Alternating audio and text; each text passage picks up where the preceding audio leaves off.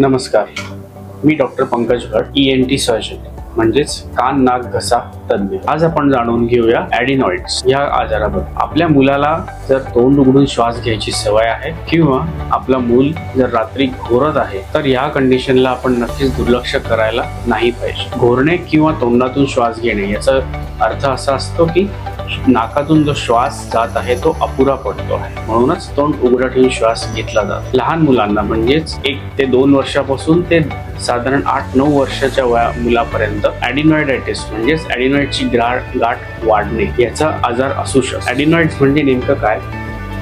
नाकाच्या पाठीमागे एक प्रकारची गाठ असते जी टॉन्सिल सारखीच असते, पण तिच्या पोझिशन नाकाच्या पाठीमागे असल्यामुळे ती गाठ जर वाढली तर नाकातला जो श्वास असतो तो त्याला अडथळा निर्माण होऊन तोंडाने श्वास घ्यावा लागतो। ॲडिनॉइडची गाठ वाढलेली असल्यामुळे मुलं